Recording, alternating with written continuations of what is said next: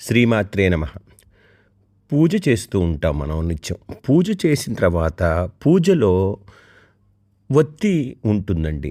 కాలిన ఒత్తిని ఏమి చేయాలి? అంటే దీపారాధనలో నూనె నిండుకున్న తర్వాత కాలిన ఒత్తి మిగిలిపోతుంది. ఇవన్నీ రోజు వస్తుంటాయి. ఈ ఒత్తుల్ని ఏమి చేయాలని చాలామంది అడుగుతుంటారు. ఇవన్నీ ఏమి చేయాలంటే ఈ కాలిన ఒత్తులకి సానుకూల శక్తి ఉంటుందండి. వీటిని ఎప్పుడూ గుర్తుపెట్టుకోండి బాగా. చెత్తలో వేయకూడదు. ఈ కాలిన ఒత్తులన్నిటినీ సేకరించి పక్కన పెట్టుకొని ఒక 10 రోజులు గానీ, 20 రోజులయిన తర్వాత ఒక పెద్ద దీపంలో అంటే మట్టి ప్రమిద దీపంలో అయినా సరే అవన్నీ కాలిన ఒత్తులు పెట్టేసేసి ఒక కర్పూరం పెట్టి, కర్పూరం బిళ్ళలు పెట్టి, 4 లవంగాలు పెట్టి ఒత్తుల్ని కాల్చండి. చాలా మంచిది. దానివల్ల ఆ పొగ వల్ల మన ఇంట్లో ఉన్న దృష్టి దోషాలు పోతాయి.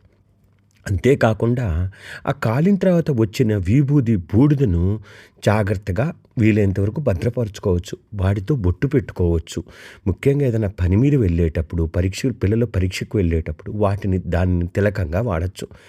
కుదిరితే గనక ఎక్కువ వచ్చిందనుకోండి, దాన్ని చెట్ల మొదట్లో వేసేసేయండి. మీ ఇంట్లో పూల చెట్లు అవి ఉంటాయి కదా, ఆ మొదట్లో వేస్తే చాలా చాలా మంచిది. ఈ విధంగా చేయటం వల్ల మనకి కాలిన ఒత్తి యొక్క ఉపయోగం ఉంటుందండి. కాబట్టి వీలైనంత వరకు వాటిని చెత్తలో వేయకండి.